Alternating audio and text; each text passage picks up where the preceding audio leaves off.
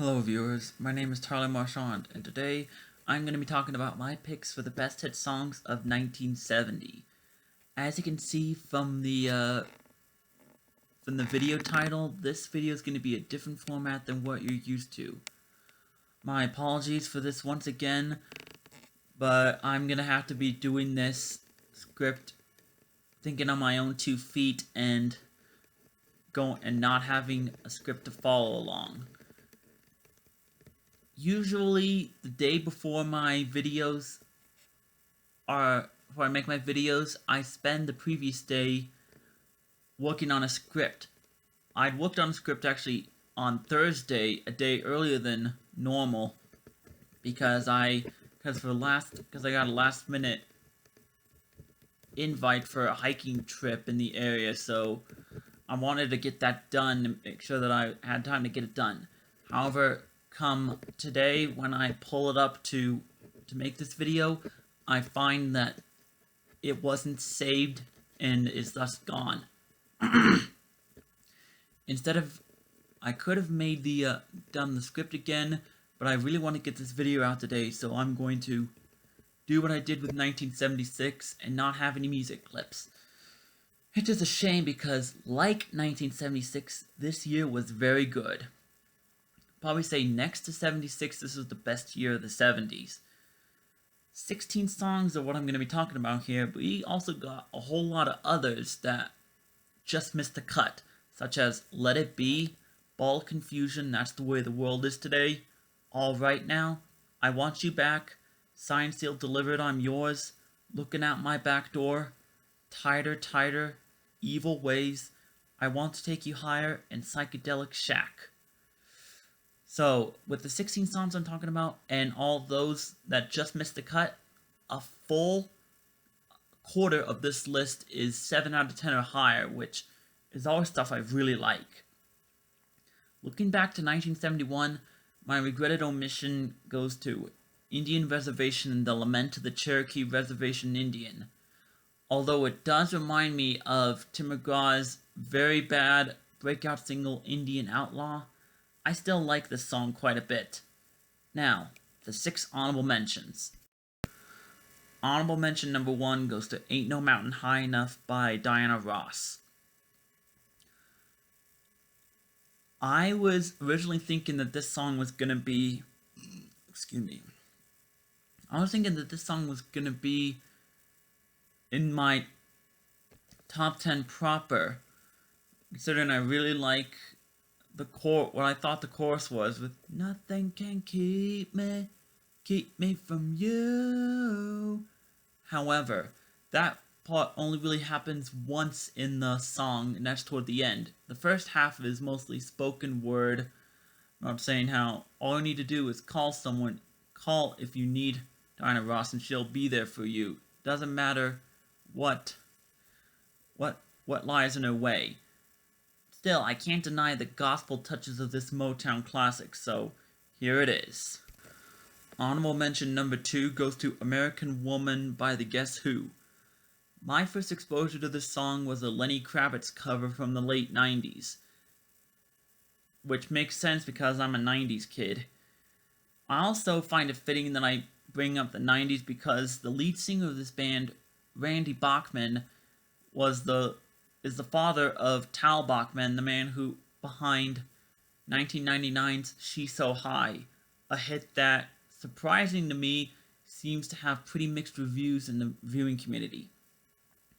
Anyways, this song is one of several anti-Vietnam War hit songs released in this era. And it's not going to be the last one on this list, I'm going to guarantee you that. But what makes this one really unique is that it comes from a Canadian group. And the guitar work is really interesting. It really kind of reminds me of synthesizers almost. So yeah, I really like this track. Honorable mention number 3 goes to Bridge Over Troubled Water by Simon and Garfunkel. This was the duo's last hit before they split up. And by far their biggest, being the number 1 song of the entire year. What makes it unique as a Simon and Garfunkel song is that Paul Simon isn't doing the lead vocals in this one, it's partner Art Garfunkel doing them. And this is something that caused that is kind of looked back on and at the time wasn't really a popular decision. At the end of the day, it's still just a gorgeous song. It's got like the way it kind of builds up is kind of like gospel-like, and it never becomes a big crescendo, but it's still something to behold if you listen to it. It is just gorgeous. Honorable mention number 4 goes to In the Summertime by Mungo Jerry. This was the only hit from this British group, and wow, what a hit it is.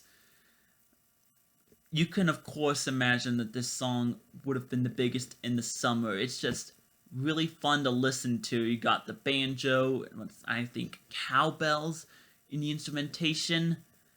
Even in a summer as crappy as this one, I can still find enjoyment from listening to this song. Check it out if you aren't familiar with it. Honorable mention number 5 is The Letter by Joe Cocker. I was surprised to find out that this is not an original track. It's a cover to a mega hit from 1967. I'm looking forward to that year, as it is considered probably one of the best years for music ever, but I can tell that this cover, Joe Cocker cover, is pretty good to listen to. I mean, what really elevates it is Joe Cocker's really raspy voice. It really helps sell the desperation he feels about trying to get back to a loved one when she tells him that she doesn't want to live without him anymore. So I'm looking forward to hearing the original.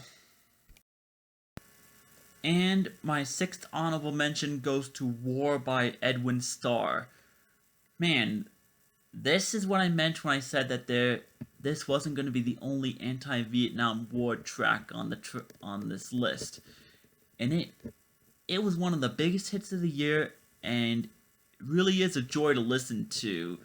Got kind of like symphonic instrumentation almost, and with the lyrics basically saying that the only thing that war is good for is destroying families and providing work for the undertaker.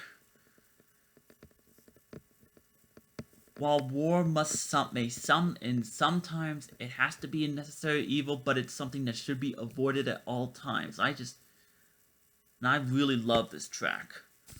Alright, those are my 6 honorable mentions. Now let's move on to the top 10. Number 10 for this list is Thank You for Letting Me Be Myself Again by Sly and the Family Stone. I'm just going to say that the first thing that jumps out at you with this song is the weird spelling for the title. It was supposed to pronounce like for letting me be myself again. Yet it's got some weird spelling that if I weren't looking at it at the title myself, I'm not sure I'd be able to replicate it. Even then, this song is very, very groovy, and even though it follows a very simple structure for the verses, which have anywhere from just 4 to 6 syllables being said. However, they all connect very well, and it is just a groove to listen to. Number 9 is I'll Be There by the Jackson 5. So, it wasn't until a while back that I realized that the Mariah Carey hit from 1992 was actually a cover to this 1970 hit, which was one of the 10 biggest songs of the year. Mariah Carey does a good job of covering the song, but like I said, most all credit has to go to the original, because even as kids, the Jackson 5 are really earnest with their vocal deliveries, and it's just a really heartwarming song about always being there for someone, even if they move on and find someone new. It is, like I said, just heartwarming, and one that I will come back to time and again. My number 8 slot goes to Venus by Shocking Blue. When listening through the 80s, I encountered quite a few hits from British group Bananarama. Out of them, the only one that really ever made my best list was Cruel Summer from the Karate Kid soundtrack. But they had 2 other hits, and out of those 2 hits, their cover of this song by a Dutch group was very close to making my best list. However, this one is just really a joy to listen to. It's, like I said, it's a Dutch group. It actually topped the charts in both the UK and the US, which is something that is very rare for a non-American nor British act to do. And I'm glad they do it. The mix of folk rock and psychedelic rock and the lyrics about a godlike woman really make this an enchanting listen. It's just, I don't know if I'll ever not like this song. Alright, my number 7 pick, I can't believe I'm saying this, is 25 or 6 to 4 by Chicago. What can I say? This song from Chicago is flat out awesome. Got a lot of prog rock instrumentation. It also kind of makes it all the more jarring how they turned into a Hallmark pop band throughout the entirety of the 1980s. Although, to be fair, some of that may have also happened during the starting in the mid-70s as well. I mean, really, this sounds nothing like a lot of their other work, and it's just, it really is a breath of fresh air. What happened to these guys? I don't think I'll ever know. My number 6 pick for this list goes to ABC by the Jackson 5.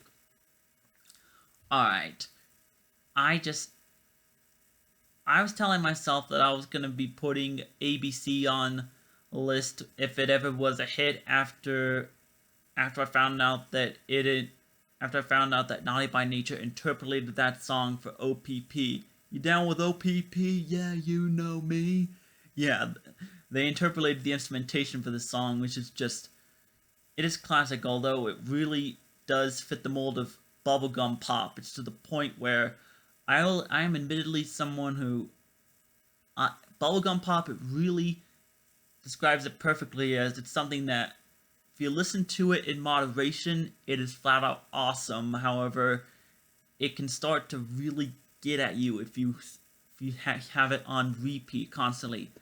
However, even with all that, this song is still an all-round classic, with the Jacksons mixing a lot of school metaphors into trying to teach a girl to fall in love with them, making it simple as ABC.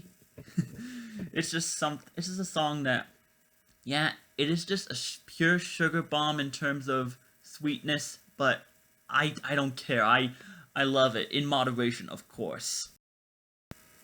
Number 5 goes to Mississippi Queen by Mountain.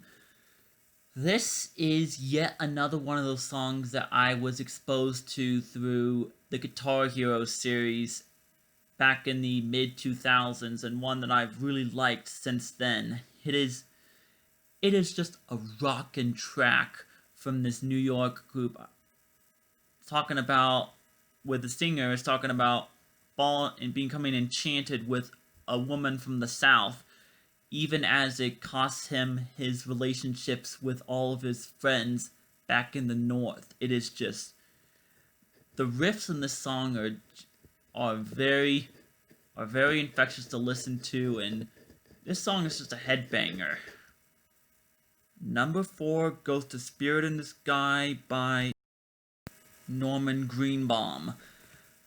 Okay, this is obviously a religious song, but I've said before that even though I'm not a religious person, it can still really grip me if it really does a lot of things right. And boy, does this song do a lot right. The main riff is just some really psychedelic, instrumentation that is I mean, it just really makes it feel like you're on a different planet whenever you're listening to it. With the lyrics, nothing much deeper than the ironically Jewish Greenbaum saying that he doesn't want to go to hell, obviously, and wants to spend, and when he's done in this world, he wants to spend his time with the spirit in the sky. Religious connotations or not, this song is just a blast to listen to. My number 3 pick goes to one song that I hadn't really heard before, but really grabbed me when I was listening through it for this year. Green-Eyed Lady by Sugarloaf. This song doesn't really have much lyrics. In fact, you don't really get much except the guy talking about a green-eyed lady, which is written about one of the band members' wives, from what I remember reading in the backstory. However, what really sets the song apart, is instrumentation. I feel like a broken record saying that, but a lot of these songs are really unique things, and this song, main riff, comes from music theory. While most riffs tend to be pretty unique, the fact that this one actually comes from a musical theory the fact that they actually made it into a song is flat out great. And it also bits where you kind of get that almost echoing guitar sound that kind of fades out. I don't know how to describe it. That's always a sound that I've really loved. Number 2 goes to The Thrill Is Gone by B.B. King. I'm not really sure if in the past I would have said, I'm not really sure if you asked me as like a young kid, if I would have said that I listened to blues, I really wouldn't have said that because I've really been more into kind of the hard rock stuff. However, as I've grown older, I've come to appreciate a lot of the blues stuff as very soulful. This song, no exception. It just barely made the year-end list at like number 98. I'm just glad it did. The main lyrics of this song are mainly talking about how the charm that a lover of B.B. King had on him, how he's shaken himself out of it, and thus the thrill is gone. He's gonna leave her. The blues instrumentation is really soulful, especially the organs. I was very close to putting this song up at the top of my list, but it just kind of missed out to number 1, with my pick being Up Around the Bend by Creedence Clearwater Revival. I gotta say that I really like a lot of Creedence Clearwater songs. This one, I'd say, is really special. I mean, lyrical department is mostly he wants to get out of the city and go to the boondocks. That's mainly what the lyrics of the song are about. However, I'm pretty sure you all know that the main draw of the song for me is that instrumentation, especially that main guitar riff. Although I do have to say that John Fogerty's vocals are they'll instantly draw you in. Don't have much more to say here. At the moment, this is my pick for the best hit song of 1970, and I had kind of pretty tight competition with these upper 4 slots. Well, that was my slightly different video than normal. Thank you all for watching. If you still enjoyed the video, share it with others so that I could grow my channel. Subscribe to my channel so that you'll get notifications of new material from me. And as always, leave a comment down below with agreements, disagreements, or just general thoughts. All I ask, as usual, is that they stay civilized. Okay.